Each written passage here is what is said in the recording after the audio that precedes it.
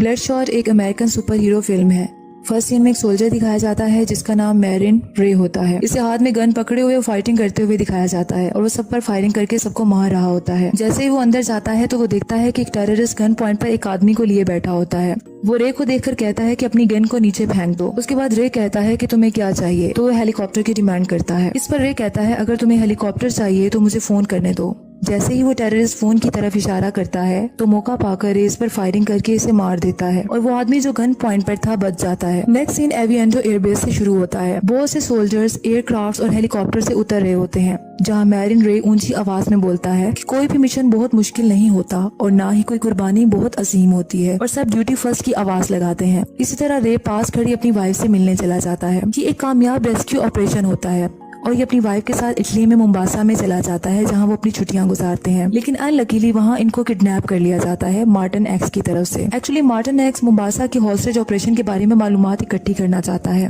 और वो इससे बहुत कुछ पूछता है, लेकिन रे कहता है कि तुम मुझसे कुछ भी पूछ सकते हो, लेकिन मैं इस बारे में कुछ नहीं जानता। इसके बाद रे अपनी वाइफ को कहता है कि सब कुछ ठीक हो जाएगा, लेकिन किडनैपर कहता है कि अब कुछ ठीक नहीं होगा और इसकी वाइफ का मर्डर कर देता है। रे बहुत स्ट्रेस में आ जाता है और चिल्ला कर कहता है कि मैं कसम खाता हूँ कि मैं तुमसे फाइट करूंगा और तुम्हारा खात्मा कर दूंगा। इस पर वो किडनैपर रे को भी मार देता है। अब नेक्स्ट सीन में रे ऐसी जगह पर होता है जहां इसको प्रॉपर्ली वायर्स के साथ अटैच किया गया होता है। जैसे ही इसे होश आता है तो वो वायर्स को उतारकर जमीन पर गिर जाता है। इसी दौरान एक लड़की कैटी आती है और वो कहती है कि सब कुछ ठीक होने वाला है। फिर एक नया किरदार डॉक्टर हार्टिंग सामने आता है जो कि रे को welcome to rising spirit technology कहता है और बताता है कि मैं डॉक्टर हार्टिंग हूँ और कहता है कि तुम्हारा जाग जाना एक बहुत बड़ा फिनोमिना है। उसके बाद वो रे को बताता है कि यूएस मिलिट्री ने तुम्हारी बॉडी को हमें डोनेट कर दिया है और तुम मर गए थे। एक्चुअली डॉक्टर हार्टिंग इसको सुपर पावर के तौर पर इस्तेमाल करने के लिए लाता है और अपनी ऑर्गेनाइजेशन में इसको अपने हथियार के तौर पर बना लेता है। डॉक्टर हार्टिंग कहता है तुम पहले हो जिसको हमने कामयाबी से वापस लेकर आए हैं और बहुत ही खूबसूरती से ये हुआ है। तुम पहले हो जिसको सेकंड चांस मिला है। डॉक्टर हार्टिंग इस आदमी को बताता है कि हम यूएस मिलिट्री के लिए एक कीमती एसेट बिल्ड कर रहे हैं और हमारे पास एक्सपर्ट्स हैं जो कि सोल्जर्स को तेज और ज्यादा ताकतवर बना देंगे। फिर वो डॉक्टर हार्टिंग एक्सपेरिमेंट करता है।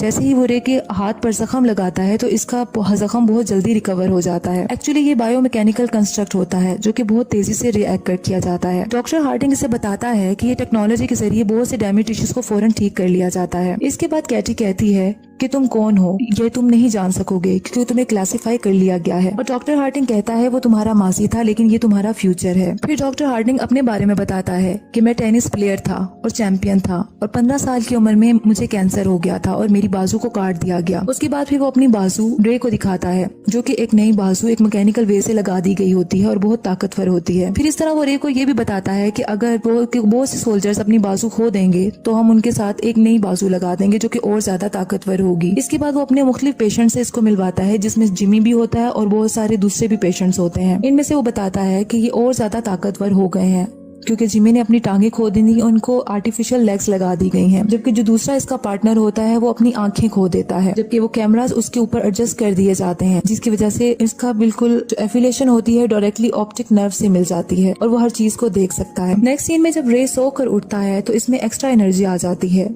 वो पिलर को पंच करके बहुत ज्यादा पंच करता है लेकिन इसके हाथ को कोई नुकसान नहीं पहुंचता बल्कि पिलर टूट जाता है और वो हैवीएस्ट डंबल भी आसानी से उठा लेता है। फिर वो कैटी से मिलता है जो कि स्विमिंग कर रही होती है और कहता है कि ये नाइटमेयर है कि मेरे पास मेरी मेमोरीज नहीं है। फिर कैटी इसको ड्रिंक देती है। जैसे ही वो ड्रिंक पीता है तो इसके माइंड में फ्लैशबैक चलने लगता है और इसको इसकी वाइफ का मर्डर और इसकी वाइफ की सारी मेमोरीज आना शुरू हो जाती हैं। वो गुस्से से टेबल पर अपना हाथ मार देता है और फिर जल्दी से बाहर निकल जाता है अपना बैग लेकर। डॉक्टर हार्टिंग कैमरा के थ्रू सब कुछ देख रहा होता है और कहता है ये कहाँ जा रहा है। वो अपने असिस्टेंट को कहता है कि चैनल को जल्दी से ओपन कर दो। फिर वो रे से पूछता है कि तुम कहाँ जा रहे हो। रे कहता है तुम मुझसे किस तरह बात कर सकते हो। तो डॉक्टर हार्टिंग बताता है कि तुम्हारे अंदर बिलियन वायरलेस प्रोसेसेस चल रहे हैं और ये ब्रेन में तुम्हारे साथ ये वायर्स जुड़ी हुई हैं। तुम्हें अब वापस लौट कर आना है। हम सिर्फ वो लोग हैं जिन्हें तुम जानते हो। इस पर रे कहता है कि मेरी बीवी थी जिसका मर्डर हो गया था, मुझे इसका कंफर्म करना है। उसके बाद डॉक्टर हार्टिंग पूछता है कि किसने किया है मर्डर। फिर इसके बाद वो बताता है मार्टिन एक्स का नाम लिया जाता है। डॉक्टर हार्टिंग कहता है कि तुम्हें वापस आने का कहता हूँ क्योंकि तुम एक $multi-million प्रोडक्ट हो। लेकिन रे इसकी बात नहीं सुनता और पायलट की सीट पर बैठ के जहाज पे निकल जाता है। अब जिस लोकेशन को आइडेंटिफाई किया गया होता है वो कोलालमपुर की होती है जो बुदापेस्ट होती है। अब एक जगह दिखाई जाती है जहाँ मार्टिन एक्स को गाड़ियों में ले जाया जा रहा होता है। जब वो टनल से गुजरते हैं तो वहाँ की लाइट्स ऑफ हो जाती हैं और अचानक से एक ट्रक आकर वहाँ टकरा जाता है। अभी मार्टिन एक्स गाड़ी में बैठा होता है और पास बैठे दो आदमियों को कहता है कि मुझे बाहर जाने दो। इसी तरह वहाँ रे पहुंच जाता है और बहुत सारे लोगों से फायरिंग शुरू कर देता है। मार्टिन चिल्लाता है कि मुझे इस कार से बाहर निकालो। रे पर फायरिंग की जाती है लेकिन इस पर किसी चीज का कोई असर नहीं होता क्योंकि इसे सुपर ह्यूमन पावर बना दिया गया होता है। इसका सारा जमीन पर गिरा हुआ खून इसके अंदर चला जाता है और जल्द ही इसकी रिकवरी हो जाती है। दूसरी तरफ आम बॉडीगार्ड्स और सब उस पे बॉम्ब से और गन से अटैक करते हैं लेकिन रे का कुछ नहीं बिगड़ता। आखिर वो मार्टिन एक्स की गाड़ी की तरफ बढ़ता है और इसका मर्डर कर देता है। अगले सीन में टिकोल एयरफील्ड को दिखाया जाता है जहाँ रे अपनी जीप में वहाँ जाकर पहुंच जाता है। वहाँ साइंटिस्ट के पेशेंट जिमी, मार्कस एंड केटी उसका वेट कर रहे होते हैं और उसको दोबारा लेबोरेटरी में वापस लाया जाता है।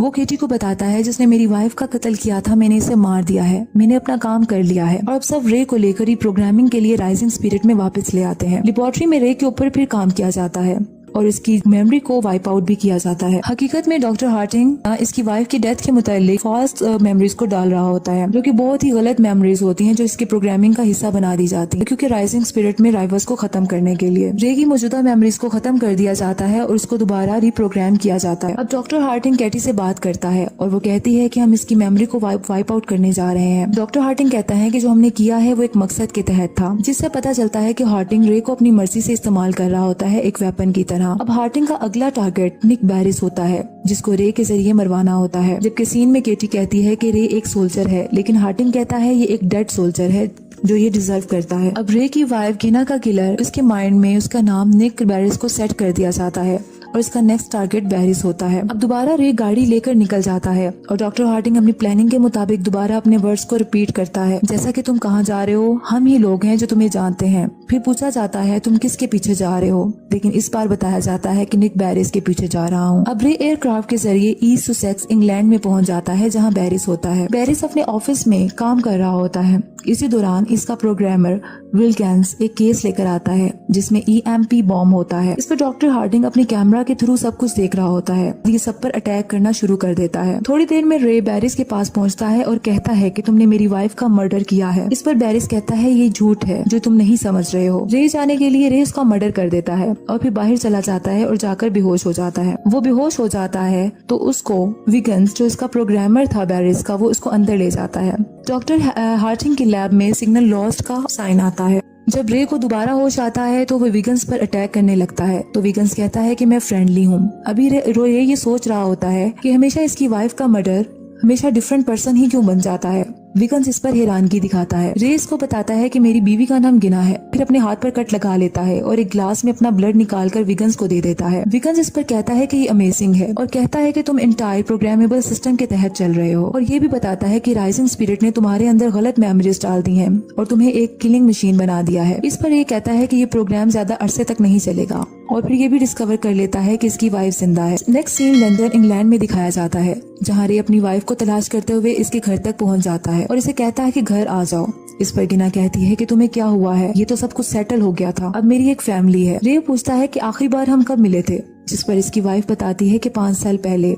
ये सुनकर रे बहुत हैरान हो जाता है। फिर रे वहाँ से चला जाता है और बहुत रोता है। वो गाड़ी में जा रहा होता है। जिमी और इसका साथी अपनी गाड़ी लेकर रे की गाड़ी को बहुत बुरे तरीके से हिट कर देते हैं और इस तरह इस पर फायरिंग भी स्टार्ट कर देते हैं। रे को जैसे ही बुलेट लगती है तो इसका वो जिस्म का हिस्सा ब्लू हो जाता है और वहाँ से रे एक चिप निकालता है और भाग जाता है। जिमी अपने साथी के साथ इसको ट्रैक करने की कोशिश करता है। जैसे ही वो बुलेट्स को हवा में फायर करता है तो वो कैमरास बन जाती हैं जिससे रे की लोकेशन का पता चल जाता है। रे पर फायरिंग की जाती है लेकिन रे एक पुलिस कार से गन्स को छीनकर फायरिंग स्टार्ट कर देता है। अब जिमी के साथ इसकी फाइट चल रही होती है और ये पब्लिक रोड पर गिर जाते हैं। इसी दौरान एक ट्रक आता है जो कि इन दोनों के ऊपर से गुजर जाता है, जिसमें से रे को कुछ नहीं होता और इसकी रिकवरी हो जाती है, जबकि जिमी की टांगें अलग हो जाती हैं जो कि आर्टिफिशियल होती हैं। थोड़ी देर में जिमी इसकी बैक में एक डिवाइस को स्टैब कर देता है जिससे दोबारा वो रे बेहोश हो जाता है। अब कैटी रे के लिए थोड़ा फ्रेंडली बन जाती है, जबकि लैग में जब डॉक्टर हार्टिंग इसको कुछ कमांड्स देता है विगन्स के बारे में तो वो नहीं मानती। इस पर वो उसकी ब्रीथिंग सिस्टम को रोक देता है जिससे कैटी की तबीयत खराब हो जाती है और उसके बाद वो मान जाती है और विगन्स को ढूंढने निकल जाती है। नेक्स्ट सीन में कैटी सोहो लंदन में होती है और वहाँ पहुंच जाती है जहाँ विगन्स होता है। वो स्मोकिंग के लिए विगन्स से लाइटर मांगती है और जैसे ही स्मोकिंग स्टार्ट करती है तो उसका स्मोक विगन्स के अंदर जाता है और वो बेहोश हो जाता है और इस तरह इसके साथियों से इसके बॉडीगार्ड से लड़ाई कर उनको मार देती है। अब रे को जब होश आता है तो डॉक्टर हार्टिंग के पास होता है। रे कहता है कि तुमने मुझे इस्तेमाल किया और मुझसे कत्ल करवाए, तुमने मेरी बीवी का भी मर्डर को जाहिर करने की कोशिश की। डॉक्टर हार्टिंग कहता है कि रिवेंज एक ऐसी चीज है जो तुम्हारी तरह आदमियों को एक्सेप्शनल बना देती है। रे कहता है कि तुम जैसे लोग मेरे जैसे लोगों को सिर्फ तोड़ कर रख देते हैं, लेकिन तुम हमें कंट्रोल नहीं कर सकते और ऐसा होगा भी नहीं। अचानक से डॉक्टर हार्टिंग इसके पहले वाली कंडीशन में लाकर सेंसलेस कर देता है। एक तरफ डॉक्टर हार्टिंग रे पर अपनी प्रोग्रामिंग कर रहा होता है, जबकि दूसरी तरफ विगन्स अपनी प्रोग्रामिंग स्टार्ट कर देता है। केटी रे की मदद करने की कोशिश करती है और रे को बचाने की भी, ताकि वो रे को उसकी जिंदगी को बचा सके और उसको सही जगह पर ला सके। अब डॉक्टर हार्टिंग केटी की प्लानिंग जानने के बाद इसके ब्रीथिंग सिस्टम को दोबारा रोकने की कोशिश करते हैं, लेकिन एक्सेस डिनाई हो जाती है। एक तरफ जिमी भी अपनी फुली आर्म्ड हो जाता है और रे से फाइट करने के लिए निकल आता है। अब रे को विगन्स कंट्रोल करता है और रे कहता है कि मैं अब अपना काम करने जा रहा हूँ, और वहाँ पहुँचता है जब जिमी अपने दोस्त अपने साथी मार्कस के साथ होता है और इससे फाइट करता है। दूसरा जिमी का साथी भी इसकी मदद के लिए आ जाता है। अब जिमी और मार्कस मिलकर इससे फाइट करते हैं, लेकिन रे सुपर ह्यूमन पावर होते हुए जिमी को बहुत बुरे तरीके से हर्ट कर देता है और एक जिमी का पावरफुल हैंड को इससे अलग कर देता है। और जहाँ डॉक्टर हार्टिंग भाग रहा होता है, उसका वो हैंड उसकी गाड़ी में जाकर लगता है, जिससे उसकी गाड़ी रुक जाती है। अब रे डॉक्टर हार्टिंग की तरफ बढ़ता है और डॉक्टर चिल्लाता है कि मैं सिर्फ अकेला था जिसने तुम्हें रिबिल्ड किया, अगर मैं नहीं हूँगा तो तुम भी सरवाइव नहीं कर सकते। लेकिन रे मुसलसल गुस्से से डॉक्टर की तरफ बढ़ता जाता है। डॉक्टर हार्टिंग अपने वेपन्स को निकालता है और रे पर अटैक कर देता है, लेकिन वो बुलेट रे अपने हाथ से रोक लेता है। कैटी दूसरी तरफ विगन्स के साथ बराबर रे की बॉडी और माइंड को कंट्रोल किए हुए होती है। रे पर अब बहुत सी चेंजिंग्स आती रहती हैं और रे हाथ में पकड़े हुए बॉम्ब को जमीन पर गिरा देता है, जिस पर बहुत बड़ा ब्लास्ट हो जाता है और डॉक्टर हार्टिंग की भी डेथ हो जाती है। नेक्स्ट सीन में जब रे की आंख खुलती है तो वो पूछता है कि मैं कहाँ हूँ, तो विगन्स इसे रिलैक्स बोलता है